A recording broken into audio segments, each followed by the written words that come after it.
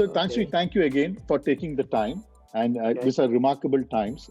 So, Yeah. Tansri, maybe first starting with how is it working from home? A business leader like you, always surrounded by people and in the thick of action. Now you're working remotely. How has this experience been, and what is it teaching us as Interesting. leaders? Kind of mix actually. Yeah, I enjoy talking to people, real people, physical, right? Interaction. I enjoy, walking down to see people or people seeing me, and I enjoy all of that. So, and all the meetings that I've had, I kind of more, I enjoy a lot more than online like this. To be very frank, so. Although we do, as a company, we do have a lot of conference calls, video calls, um, easily because one board member is not around or two, and sometimes I couldn't join another board meeting or another meeting. So in a way, we are quite used to it, but I've never really enjoyed meeting over video or conference call. I never really quite enjoy that, and sometimes because of the quality, you get sometimes annoyed, right? Because you can't hear the person, and it can be quite stressful, frankly. Um, you can't. You have to repeat. Tell me again. Tell me again. You're breaking up. You're breaking up. Can you repeat that? Okay. Can you call back again? And then sometimes it takes like 5 minutes, 10 minutes to get even the meeting started because of the technical issues. So I never liked it. But uh, fast forward after 1 month of living like this, right? In my chair, in my room, back almost back to back things sometimes. In many times, not sometimes. I'm getting used to it. So it is human being is a way that something you don't like. If you force upon a person, you will get to like it anyway. One way or Correct, another. correct. Yeah, I'm not saying I prefer this over physical, but if you had asked me 1 month ago, my answer would be quite different from today. I'm really getting used to it. For one thing, the tools are fantastic. Yeah, we're using Microsoft Teams once in a while. I call in using Zoom and other, and it's kind of much better. So the algorithm, the technology behind it, with the same kind of bandwidth, the same kind of broadband, can be very different. So it's quite interesting. I should know better, but now that I experience it myself, I say, wow, you mean there's a difference between all things being equal, same broadband, same fiber, same supplier, you have different kind of quality depending on the technology they use to communicate. So to answer back your question, I'm getting comfortable. In fact, I keep telling myself that in the future, any 1 hour meeting or even two overseas, I said, thank you very much. I'd rather do it this way, right? Uh, Even I used to have meetings in Singapore. It's a 3 hour plus minus board meeting. Just for that, I spent the whole entire day Yeah. gone, right?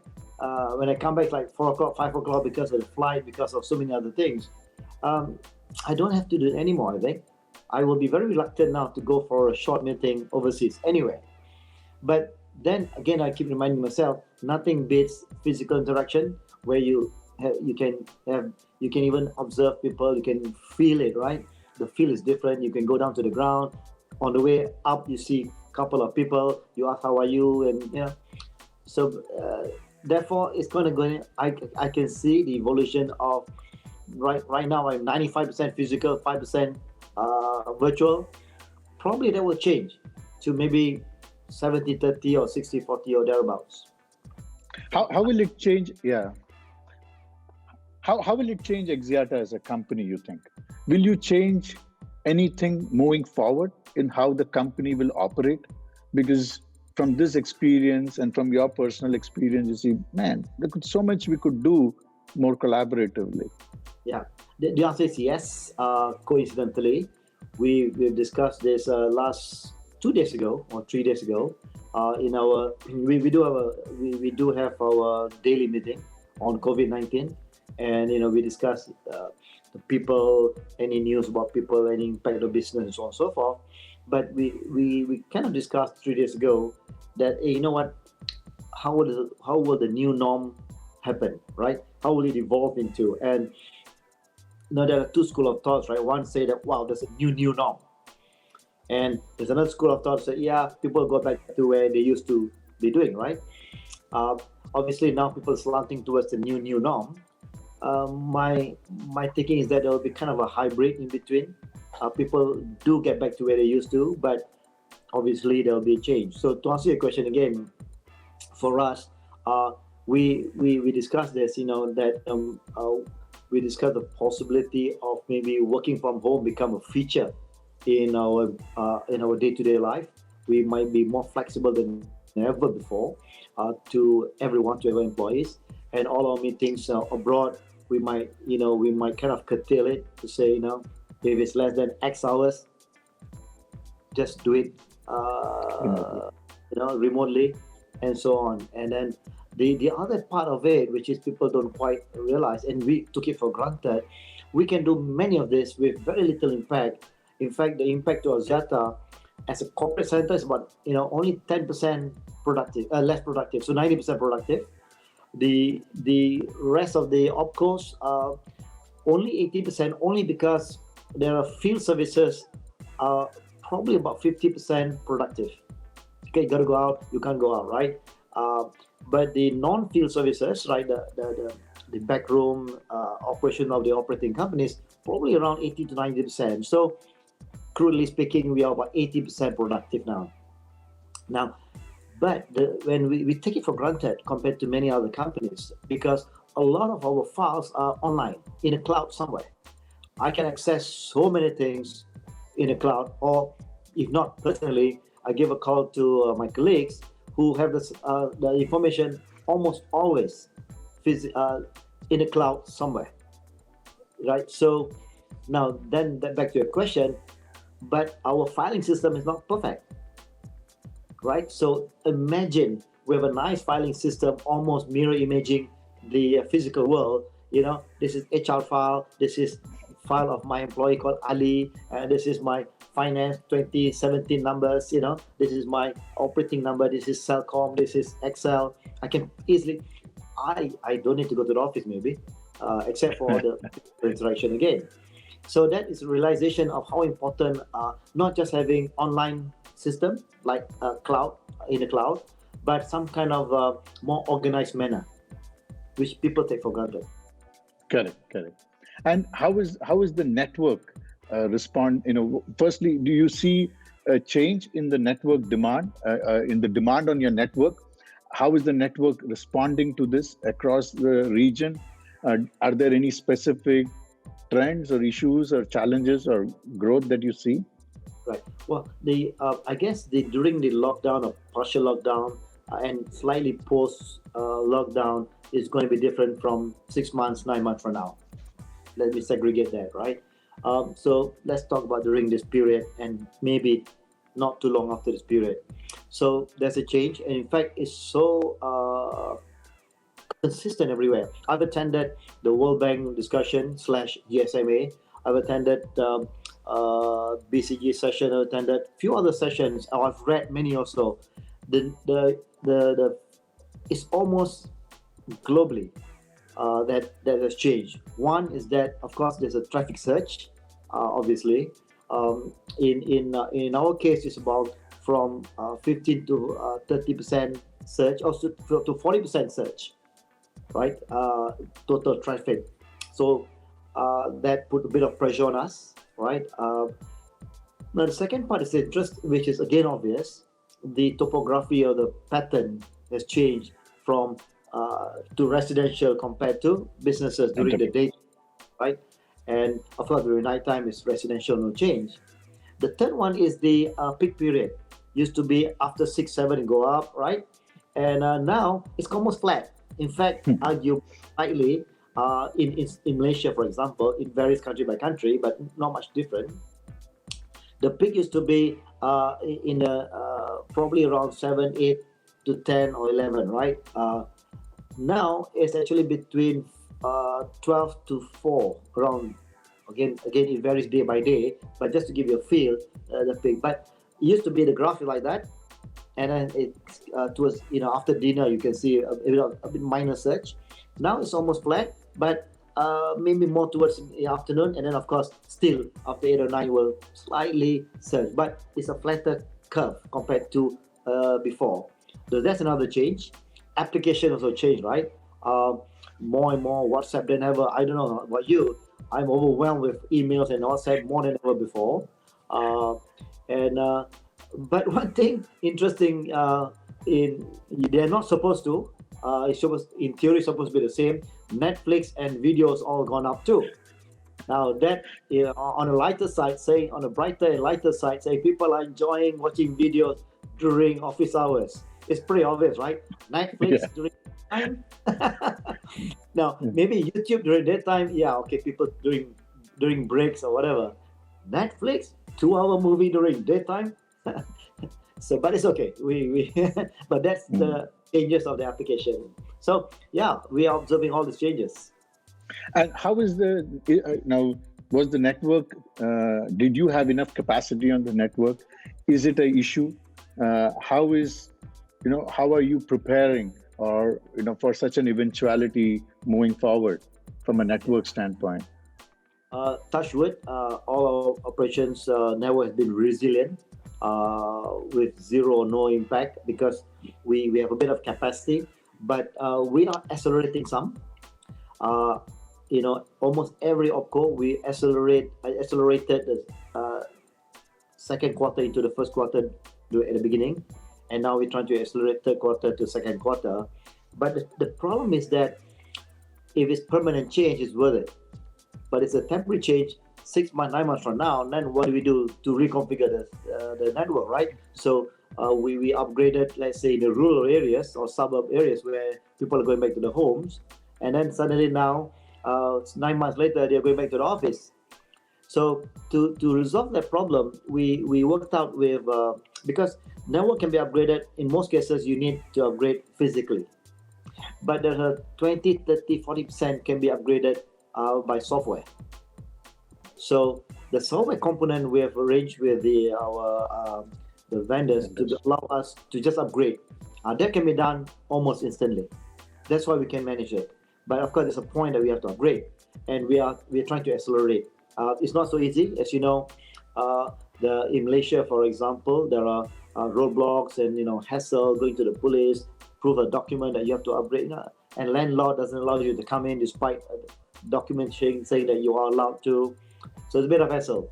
But net, touch wood, very resilient, and we can. It's so possible. Excellent. And what are you doing to help customers across the board? Many customers are going through the toughest times that they've ever seen in their whole lives. And I can see that you have rolled out many initiatives. Would you like to give us a flavor of that? Yeah, almost consistently throughout the group. I'm sure many operators too, with deferment of payment, for example. And in some cases, we depending on, we did some analytical work that for customers who have been with us for a long time, loyal customers. Well, I can't be too public about it. We allow a bit of top up, because sometimes they can't even do a top up, right? In Malaysia, it's not so bad. They can still find a way to top up because there's a modern channel and there's an online. In some countries, they are badly affected because they need to be physically going to the dealers, right? So we allow, we are more relaxed on the what do you call it, the validity period, right? And then also in Malaysia and Indonesia, we give freebies. In fact, all countries we give freebies. Malaysia, we give 1 gig per day per customer freebie, and then only use their own portion after that. In Indonesia, the other way around. After they use up, we can give them a freebie, 1 gig or 2 gig per day. So we're helping them to bridge this moment, and I think it's tough for the mindset that, you know what, this is really not the time to be purely on a commercial basis. They got to be inside us to say, we need to help customers, and for that matter, we have to help our dealers and so on. Correct. You were the first company. I remember. I was very impressed. You guys moved very quickly, along with Celcom and Boost, with a 150 million ringgit grant. That was quite timely. How has been the response? Has it? I saw that you can have a approval in 3 minutes. That is great. How is that working out? What is the success? How do you see it going along? So first, the program, as you probably have heard or read, is 150 million. Is focusing primarily on micro SMEs, not SMEs, right? And the loan is about 10,000, up to 10,000, 1,000 to 10,000. Payment, if I can recall, about between the tenure is 3 months to 18 months, yeah. And so we launched, it's only the early days of the MCO or the lockdown. We launched it in a very short period of time, only because we have done it commercially before that. We had about 8,000 or so customers before that, 3,000 plus in Malaysia. We've given out 65 million loan before that. So after this, learning from that, we can do the same thing, right? And so we did. Actually, if you once we have the data, we can it's 3 minutes approval, and then 48 hours of disbursement, very fast, right? So we are using that engine. Of course, just digressing slightly, the lesson learned also as we do this, there's a lot of government support, right? So, and many of them are long-term and much bigger loan. So we realized that maybe 10,000 is not enough. During the working capital for 1 week, 2 weeks, okay. But when you need a longer period, you need 10, 20, 30,000, right? Even for micro SME. So we need to increase that. We are increasing that. Also, we realized that the scams are all coming at the same time. So can you imagine, the name of the entity is called aspirasi, asking you to put in all your details. A lot of people decided, I don't trust this, right? Yeah. So we are rebranding it to Celcom for Celcom dealers, Boost to Boost dealers, and we're working with others. We are trying to find the right name so that people are not scared. There are so many scams as we speak right now. There's a spike in scams. And also, there are a couple of issues. I think that's not the main point. The main point is that we are able to quickly activate what we have done commercially to help and serve. And to be frank, we think this will be challenging from NPL perspective, but we said, we are willing to accept that. Correct. And are there any other initiatives to support society at large? Are you working with governments across the region? Correct. In fact, first on a cash basis, almost every one of our operating companies have donated to the tune of $1 to $1.5 million US. Almost everyone, and everyone also helping out in other ways. But one of the things that we are doing also, in fact, we just reviewed just now, every OPCO is working with the government to develop a software to help either in tracking, tracing, some of the things that we could do. And in Lobby, for example, was made public, so I can talk about it, is real-time tracking of people being positive, working with the government, and so on. So yes, we do. I would say a lot. Excellent. It will be great. And so, as you look into the future for telecoms industry and for Axiata, how does this COVID-19 change fundamentally the industry as you look ahead? You think, you've now spent about over 30 years in this industry. Yeah. Well, there's a short term and long term, right? And somewhere there's a mid-term. So short term, what we discussed when we first started, that everybody can see is happening, and like I said, it's quite consistent practically globally, right? Now the question is, what do we expect many years from now, right? Or rather many months from now, or maybe 1.5, 2 years from now, where a real new norm will evolve. Maybe not entirely different, but definitely cannot be BAU, right? Yeah, at that juncture, I guess the question is more that period, right? When the new norm is evolving or will be evolving. So for us, actually, if you think about it, we are in the sweet spot, right? Even now, frankly, assuming I said, I don't care about customers, I don't care about how they feel, I want to make money, I can, because they have no choice but to use my network, and my volume has increased. Maybe my revenue will not correspondingly increase by 10 or 40%, but surely it will increase. But because of the freebies and what we're doing, we actually have a net negative revenue. So short term is not good. And medium term will be potentially even worse because a lot of customers, a lot of jobs, a lot of people and companies will go out of business. So it will be quite bad.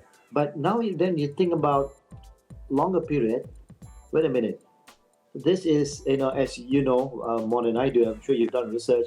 This is perhaps the best driver for digitization, right? I mean, you and I have been trying to get people to digitize, and we all do, right? But SMEs have not fully digitized, especially the smaller ones, right? Because life has been great, right? Even with or without digitization, right? This is the stalls, the hawkers, and now they got no choice because the new norm are evolving. People are so comfortable online, and all that stuff, right? So therefore, if you think about it, just that sector itself will be digitizing more than ever before. When I say that, it means not just they need more bandwidth and broadband than ever before, right? So volume will increase, but they're also looking for solutions, right? We're working with Microsoft and Google to provide solutions, SME solutions, solution in the box, so that they can operate. Then those are horizontal solutions. Then there are more and more vertical solutions, right? Logistics or whatever, hotels application and so on, that people will be more looking into it. So, but net, as a telco, if we evolve ourselves not just from a mobile to broadband provider, we will gain, of course, from a volume and from the intensity of usage. But if we move ourselves to the solutions, SMEs and even enterprise for that matter, we can take advantage of it. So you can see that while I'm not sure what will happen the next few months, but I am optimistic. Beyond 2 years, I'm optimistic. In fact, I believe that we could be the darling of our investors all over again, of investors in general, all over again. Excellent. You had a spectacular set of results in 2019. Highest EBITDA for the group, great growth in net profit. What was such a remarkable turnaround in 12 months? What is the essence of it? What did you change to help achieve this? So, first, maybe I can say in the first place, turnaround is not an accurate word, because 2018 looked bad because of one transaction. Yeah. Of the what do you call it? The idea was over it. Idea Cellular, yeah, investment. Yeah, we written off the investment basically, right? So I can't even remember that word because it's a bad word. So now, if you take out that from the picture, just take out that. Actually, 2018 was a good year. So 2019 was a better year. So it's not a turnaround. Turnaround implies from very bad to good, right? It was not bad in the first place. I mean, that's one message I want to make sure everybody know. It was not bad in the first place. It was a good year, right? Not great, but good year. But 2019 was maybe not great, but very good year, right? So the only, if at all, if you want to say turnaround, maybe you can refer to both Celcom and XL, right? Now, XL really had a much better year in 2019 than compared to the previous years, right? So they're a very good year. They performed the best in the industry in almost every matrix, right? So that's, but the actual turnaround happened a year or so before that, right? So it's just the reaping of the benefits from that turnaround. Now, in the case of Celcom, to be sure, I wouldn't even call it turnaround yet, right? We stabilized the company, and the revenue was slightly below market, but of course the EBITDA and profit much better than the competition. But I won't call it turnaround yet because there's a lot more work to be done. But overall, as a group, I think the momentum is just the momentum carried forward from 18 to 17 to 19. So we had a good year for sure. Excellent, excellent. And I remember, one of the presentations you made, you talked about your major focus areas for growth. One was the digital initiatives, where Boost and Axiata Digital, so many other digital companies who you have been emphasizing. You were a front runner in making some of these investments very early on. How is that mapping out? How do you see that evolving? The other piece was the enterprise piece as well, which I think there is a stated objective in the group to say we have to progressively improve enterprise contribution to the business over the next few years. Well, the digital businesses, I must say we are pretty happy with that, right? If I can put in a nutshell, we invested as end of last year to the tune of about 270 million US dollar, and the valuation given to our companies, about 9 of them, to the tune of 640 million US dollar. That excludes some of the companies that we have built digital, that we folded them back into the opcos. But the 270 million includes that. The 640 million did not include that, so it could have been much bigger.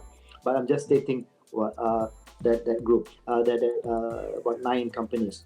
Now, out of the 9, 3 are we managing ourselves now. 6 we kind of ask another company to manage on our behalf, right?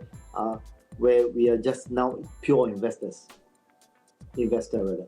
So whereas these 3, we are running the business, and I must say that I'm even more hopeful now than ever, because we can announce. It might be premature to announce anything, but we will. Last year we saw investment directly into these companies, and you will see more in the near term. In a way, validation of our valuation and validation of the success of these companies, and hopefully, again, we do not know, will evolve to a real full-fledged digital bank. Excellent. In fact, yesterday, one of the big industry announcements is Reliance becoming friends with Facebook. So where do you see? What do you read of that? And you see more of these announcements coming in this part of the world? Are you talking to Facebook? Are you trying to become friends there? Well, we want to be friends with all, right? But it's a very strategic move, I must say, right? It's interesting because now we can see, normally telcos are telcos, right? And then you have these OTTs are OTTs. In fact, they don't like each other, right? So this is a merger of the so-called OTT and telcos. I think it's the beginning of more of that kind. Will happen, right? And in fact, talking about the new norms you mentioned, the industry will change a bit, and where it gives more impetus to telcos to go beyond purely broadband. And one way is to have either partnership or investors coming into telcos to do this, what you just said, the merger of different segments, different sectors into one. Correct. We see so many companies. SK Telecom has now collaborated with a wide range of gaming companies. They partnered with Kakao. Singtel is talking about partnering with Grab to have a banking license. So seems like it is the beginning. So we'll see a lot more of that, I think, coming forward from you as well, I suppose. Well, in fact, when you talk about digital bank, we will do what OTT do it to us. We will do what to the banks, right? Yeah. Except the biggest change, the biggest difference is that our target segments are not exactly the traditional banking target segment. So I want to qualify that we are still friends with the banks. We will not eat their lunch. Maybe a bit of their dessert. Won't take anything else. How about the enterprise business? I know you're passionate about it. You have been, having regular meetings and demanding updates with your team. I've heard several of that. So how is that coming along? How is the progress? Okay, I would say it has been a very slow progress. I have to admit that.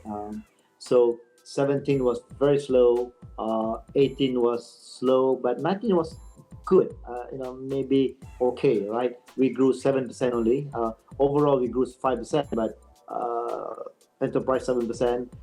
We had expected double digit, right? So now that's the not so good part. The good part is that if you look at underneath the numbers, especially 18 and no, especially 19, we could see marked progress in terms of building the teams, in terms of solution suites that we have, partnerships with the Microsoft and Google, and the skill building, the capacity building, and and a couple of small wins that we have gotten. So I'm encouraged. So 2020 will be, I don't know what to say, but hopefully 2021 will be a very good year for us, enterprise. And almost link back to what I said earlier, there's a huge opportunity because of COVID in the SME, and for that matter, even larger enterprises. Excellent, excellent. And so, how does, let's say, 5G? And we have seen, I think Thailand is the first one to do the spectrum. We are seeing others follow suit. You will see, we are likely to see, obviously the business case is something people still are challenged with. We see that in developing countries, it's a lot harder. In developed countries, maybe the business case is a little easier to justify. One, has COVID changed the view on 5G? How do you see it evolving, let's say, in the next couple of years? Well, that's a tough one because we are still assessing ourselves, to be very frank. I don't think I have all the answers yet on that. On one hand, COVID has made a lot of companies think whether they should preserve cash, right? Because in a world of unknowns and uncertainty, you wouldn't want to be over adventurous, right? On the other hand, because of what I said earlier, we might want to accelerate. So there's a very conflicting ways of how you interpret the scenario, right?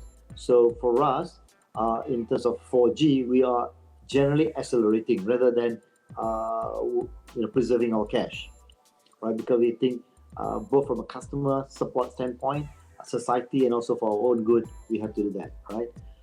But 5G is a bit tricky, right? Because I guess we have the Maslow hierarchy.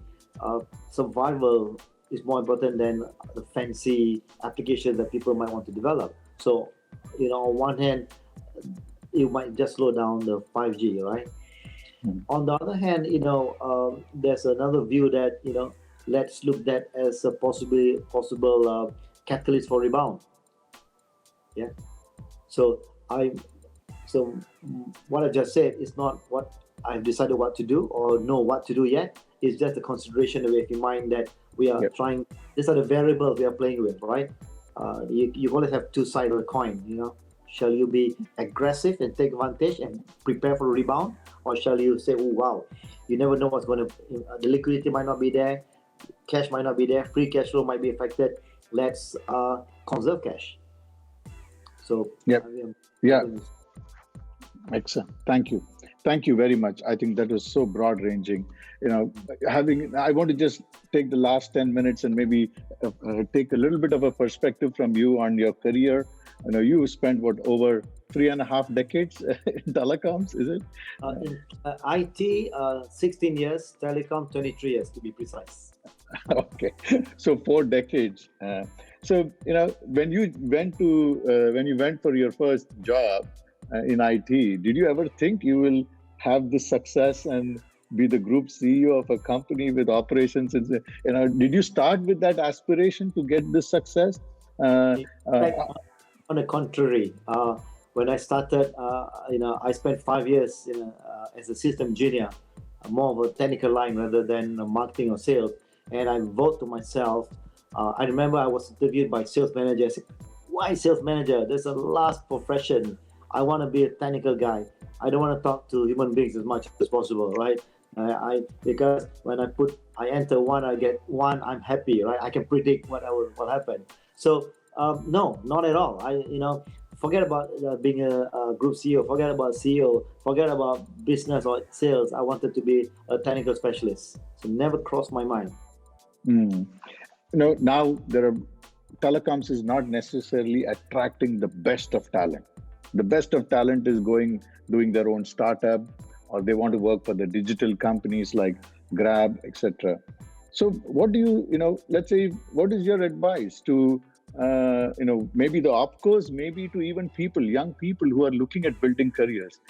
Is telecom getting to be exciting again? How is it? What do we need to do to make it a career of choice for people? First, I have to admit what you just said is generally correct, right? We've been for certain kind of skills we want to attract the analytics, for example. In general, they prefer the Grab-like or Grab-like companies, the digital companies, or some specialized small companies, which is interesting. During my days, people want to work for established company, right? Maybank, HSBC, IBM, not company that you have never heard in your entire life, right? When you ask your father, he will say, don't even think about it. Because, you want to, but now it's the other way around, work for this giant, forget it, there's I want to work for this cool company, Okay, anyway, so you're right. So to answer your question, maybe I could try to rephrase that first before I answer your question. When we have this concept that we attract people want to join us for three things, right? One, obviously, for a good pay, right? We are not the best paymaster, but we are better than average, sometimes much better than average. Not the best, but people want good pay, right? Secondly, we want people who join us because they want a good development. I always say that joining Axiata is like going to an applied university. It's like you learn so much, but in an applied way, right? So what I mean is that it's actually the corollary to that. I don't want people to join us purely because of money, because they have different kind of mindset and attitude. That's not what I want. In fact, thank you, please don't join us, right? But if they come, I want to learn. Oh, I love you, because please join us, right? The third reason is because of the environment, meaning the peers, physical environment, and also other social environment. So these are the three main reasons we want people to join us, because of the three reasons, right? In fact, if they join us because one only, we don't want them either, right? So now, to answer your question, therefore, if we can build upon what I've just said, right? Okay, money is a universal language. Development. So we have the advantage compared to so many other companies, right? First, joining us, you can have a global experience. In fact, we have 31 Malaysians now working outside Malaysia, right? We have, at last count, about 41 nationalities working for us, meaning, and we rotate people all across, right? So there's this, well, not day one or day two of first year, right? But there's an opportunity to be trained. On the development again, unlike most telcos, we have telcos, of course. We are evolving into converged company. We have digital companies, right? We also have E.co, tower company. Most people thought it's boring, but I tell you, you talk to the tower guys, they are enjoying their life, right? Because it's a different game. So we offer different kind of businesses, right? And then development again. The third aspect of development, we believe in what we call a zigzag career. Finance to marketing to, it's tougher to become engineer for marketing, but at least you can do the planning side, strategy and all that. And it's been proven that many of our guys come from different backgrounds. I mean, let's talk about the CEOs, right? Dian, the CEO of Indonesia, was originally the CTO. Then she was heading the digital services within Indonesia. She came to Axiata corporate center to do marketing, and then she's gone back to become CEO, right? Similarly, the CEO of Bangladesh was from a different industry, came to us in finance, moved him into COO and CMO, and then into a CEO. I mean, these are CEO examples, but there are plenty of examples where people move around from one function to another. I can go on and on, but you can just to give a flavor. we offer development better than most companies, including most telcos, because of the reason Mm. above. And last but not least, because we find people who work for us, this is a two-edged sword, which is a positive two-edged sword, because we want them to join us, because one of the three reasons is because of the social environment and the physical environment. These are the same people who can work well with others. So collaborative, as you know, become more and more important skill. So they are much more collaborative. Maybe not perfectly. I mean, of course, you always have this 10% who will never work with others, right? But majority of people love to join us because of that, and because of that, other people love to join us too. So that's our proposition, which is unique to us and unique to our industry. So we would want to believe that we have a better proposition than most other companies. And Tansi, if there is a young person in any of the telecom companies who wants and aspires to be a CEO, who aspires to, what do you recommend to them? To how should they, what skill set should they focus on? To take on a job like yours, maybe 10 years from today. What do you recommend them to do? Because you seem to have navigated this maze extremely well. So Okay, so it's not a good parallel, because I've been very lucky all my life, right? I've never planned to be like this, to be frank. All my jobs have been offered to me, not that I, mastermind my career. So I never really masterminded my career. But that's the point I mentioned. I mean, during all my session with the new talent and even external, is that you don't follow me, because you don't want to mastermind to the point where you get hung up with your career and you become impatient, right? You don't want to do that, but you don't want to live on the other extreme. You don't want to live by chance, right? So you gotta somehow aspire, but don't get too passionate about it, which is different advice compared to many others. I've seen people so passionate about become a CEO or group CEO or whatever, and they get so impatient and they become political. You know what I mean? So it's better not to be overly passionate. Again, this is contrary to most others, but have some feel what you want to do and then plan for it. So that's the first point. In other words, the first point is the mindset, the attitude about your career itself. The second one is that there are many, but I just picked three most important things I see. The second one is that in this world you got to be agile, which is obviously the case, and therefore to be agile, you got to unfortunately be good in many areas. Yeah, you cannot be just in one area, right? You need depth for sure, but you need to have more than just depth. You need to have other skills, right? Today you cannot be a good marketeer, very creative without analytical skill. Similarly, those who are very analytical, you cannot be too analytical without understanding the applications, right? So therefore, even in the early days, it's very good, therefore, to start not just read, but find a company that allows you to move around. Exactly what I said earlier.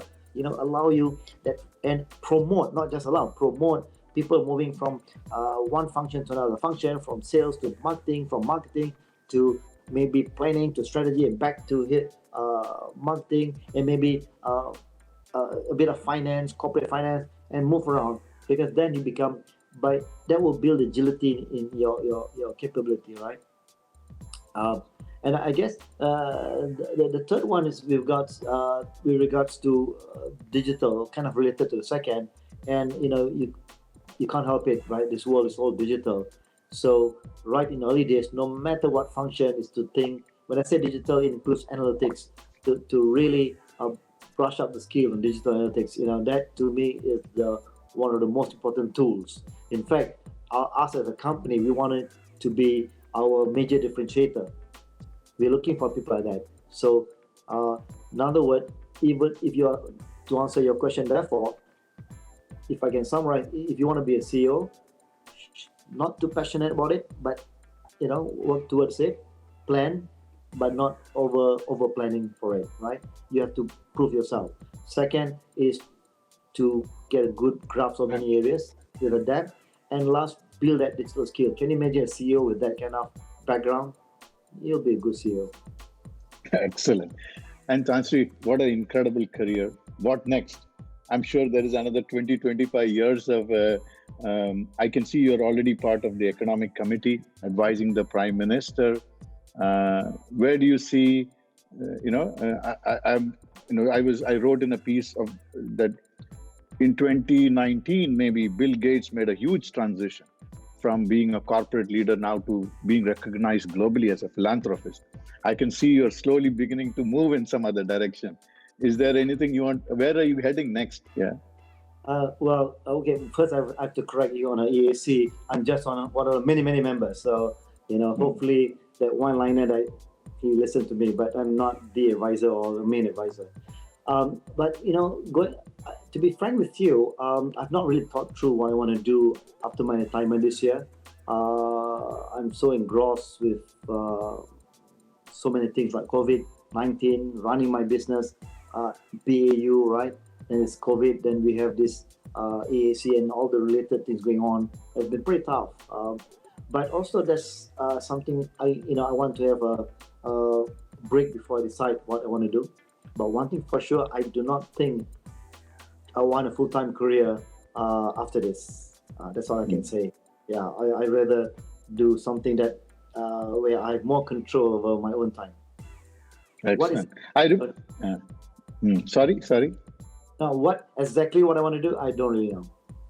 Yeah. I remember you were quite a good athlete. You used to run. I think the Bursa run. Are you still running? Well, I'm still running. I have to change that. I'm not a good athlete. I used to be when I was in schools. If that's what you meant, yes. But after that, I've been quite lazy. No, I do run, but in a more casual, middle distance running, and that's about all. I'm more for health rather than competitive or anything like that. Excellent. Tansri, it has been such a pleasure and an honor. I really appreciate you taking this time. I think it is. I'm sure it is a lot of learning for everybody who is listening, and we covered such a wide and diverse range of subjects. I look forward to maybe meeting you in person since you like the physical environment. And best wishes. Yeah.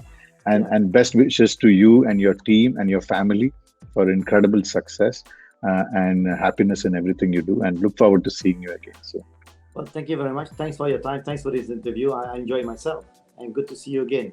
And all the best to you. And stay safe. Thank you very much. Thank you. Yeah.